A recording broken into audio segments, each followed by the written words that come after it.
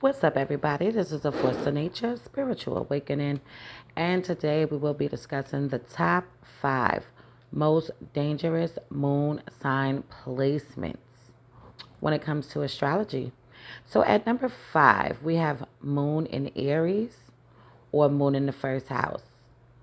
Coming in at number 4, we have Moon in Aquarius, Moon in the 11th house.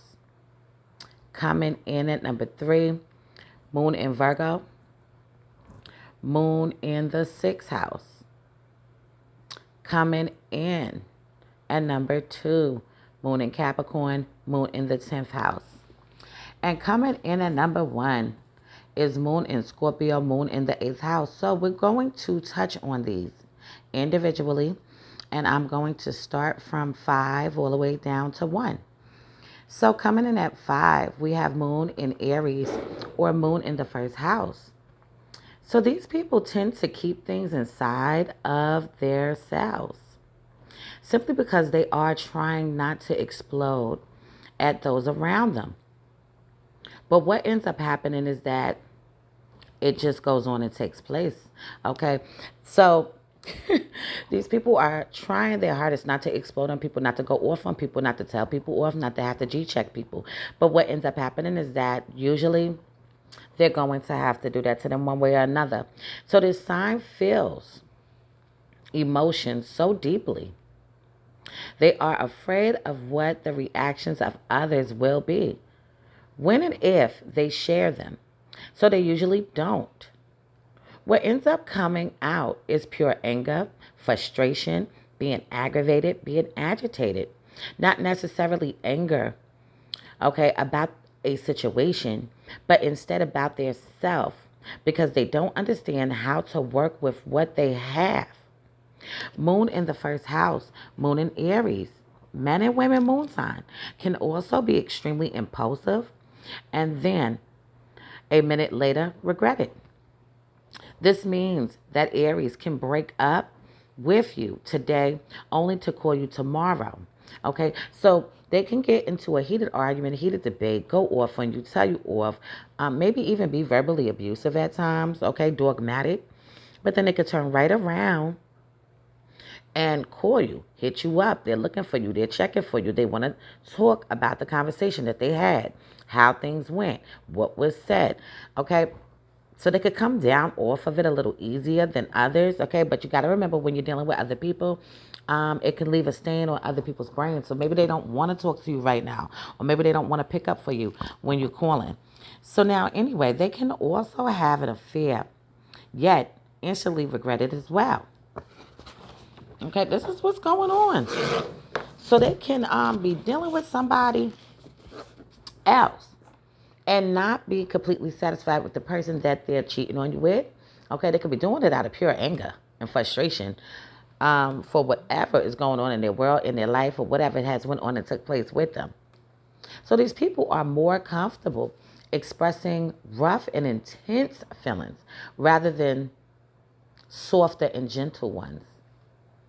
So Moon in Aries / Moon in the first house can go from 0 to 100 real quick, and also will speak in loud and disruptive tones. They also tend to only rely on themselves, similar to Aquarius in many ways, making those around them feel rejected. Okay, so these people can make people feel closed off. These people can make people feel like they don't want to further a conversation with you, don't want to communicate with you, okay, on certain topics, certain levels, okay? I don't mean all the way all together, like they're just not going to speak to these people ever again, no. But what I'm definitely saying is their lines of the way that they communicate their feelings and emotions, okay, can make other people feel like they don't want to go there with them.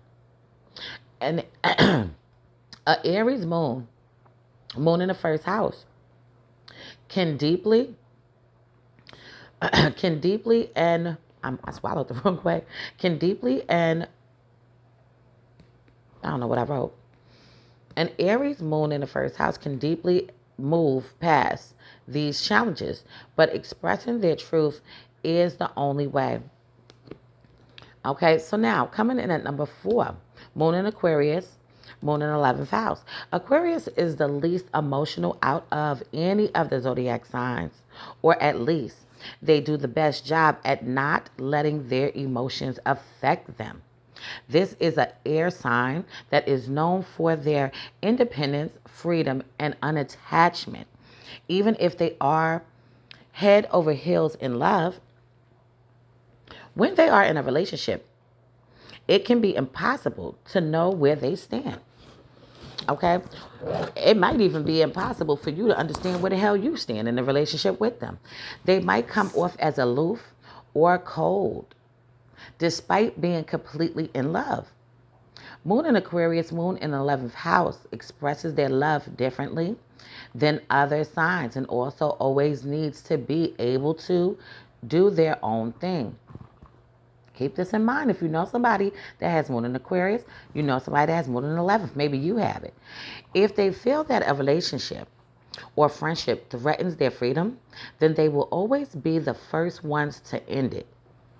To be in any sort of relationship with an Aquarius, Moon in Aquarius, Moon in the 11th house, okay, that you, this would require that you let them be their self at all costs, okay? The benefit, of course, is that you will get to be that too, but it may mean that you often have to deal with hurt feelings. So Aquarius moon can be honest to a fault.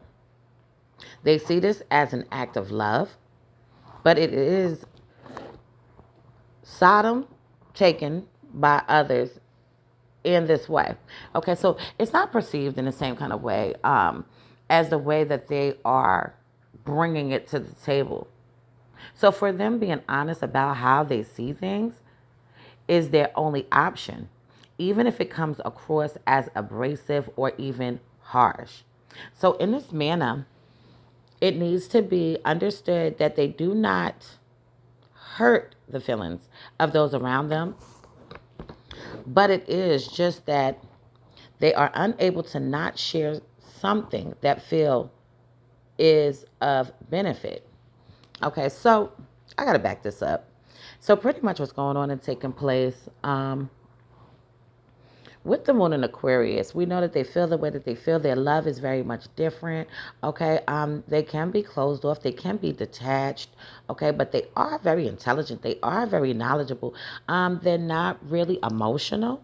Okay, like that. So, for them to understand your emotional states is going to be a little difficult for them because they don't really understand theirs. Okay, they try their hardest to brush off emotions and not really deal with them. They move on with everyday life. So the moon in the 11th house, moon in Aquarius, men and women, is the true rebel of the zodiac, which means being around them will often require you to do the same. Coming in at number 3, moon in Virgo, moon in the 6th house. Unfortunately, Virgo is one of the signs that can have a challenging time in any placement because of its logical and detail-oriented mindset. Virgo tends to overthink and overanalyze to the point of confusing themselves and everyone else around them. This this is because of their desire to logically organize their emotions. I like to say intellectualize their emotions so they make sense. But feelings of love, especially, are not logical. So, by doing this, they will often end friendships or romantic relationships, essentially talking themselves out of their feelings because they do not understand the reason for them. So these people absolutely don't understand their feelings at all.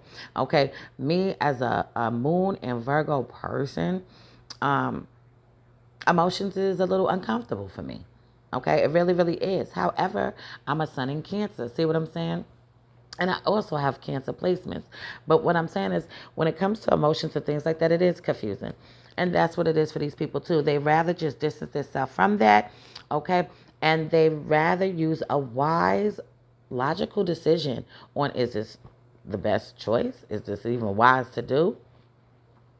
So now, while Virgo is often known as the detail-oriented perfectionist, they also are great healers.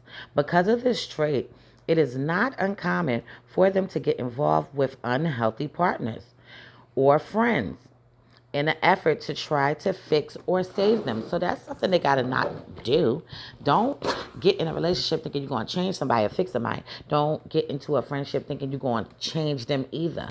This is another reason why Virgos, Moon and Virgo people, can cut off relationships the way that they do. Because once they realize that that's not going to happen, changing people's movements and things like that, then they have to change their own movements and stop chilling with you, hanging with you, getting up with you. So now, of course, the Virgo's moon's lesson is to make sure they are caring for themselves as much as others. But this is a lesson that often takes a longer time to learn. Because of this desire to make sure to tend to others before their self, they will push away help and support, even if they desperately need it, because they do not want to be seen as a bother to anyone. They don't want to be seen as a burden, a hindrance, or anything like that. Falling in at number 2. Moon in Capricorn, moon in the 10th house. So Capricorn is opposing sign to Cancer, which means that here in the house of the moon, it's the worst possible placement. Capricorn itself is not a challenging sign, but it is very logical, pragmatic, and success orientated, which is great for careers, but not for relationships. So this sign can be very cold and detached with family and friends and even romantic partners because they just do not see the point in being emotional. So for the moon in Capricorn, moon in the 10th house, men and women, to express their emotions, they need to see that there is going to be a bigger payout or benefit. And if they do not see that, then it is simply that they don't have time for it. Oh, yeah, it's a lot to this one. I'm just flipping the pages. So this means that they can be very dismissive of those in their lives and prioritize things that they feel are a better investment. So because of their nature to not be fully embracing of their emotions, they also tend to hold on. Okay, so what they do is they compare their feelings, okay, to if they should feel like this or they should feel like this, okay, which can later lead to depression. All right. So the Capricorn moon has to understand that the feeling emotions is a way to continue to get ahead because they will be making sure that what they were working on a year ago is still something they feel connected to now. Moving on to the moon in Scorpio. Moon in the 8th house. So Scorpio is a deep water sign, which we already know that. And we've been speaking about Scorpio, we know it's intense, right? So that is known for the depths of its emotional capacity. But there's also darkness with the Scorpio as it is ruled by Mars and also Pluto. Pluto is the lord of the underground. So moon in Scorpio or moon in the 8th house tend to keep their emotions hidden and bottled up. Okay, not letting too much in, not letting too much out, not expressing much, which ends up in a lack of fulfillment or feeling betrayed. Because they tend to keep their true feelings to themselves, they also are more likely to run into extremes. Either they love you or hate you, and that's just the fucking bottom line. It's nothing in between that. Yet being able to find this middle ground is also part of working with this placement. When they finally share their feelings, it tends to happen in an aggressive way, even if it is uncalled for in the situation, simply because they are releasing years worth of feelings instead of only what has just occurred. So Scorpio moons also have the tendency to become obsessed with the inclination towards darkness, which means that they are more likely to stay hooked up in unhealthy relationships or even take up online stalking. Okay, now fuck the whole online stalking, because these people could stalk you in real life, okay? They don't have to be online. They could be pulling up on your block, driving around the corner, going to the stores that you go to and things like that, and pulling up on you, okay? But they are the same people that may, really just want to keep tabs on their exes.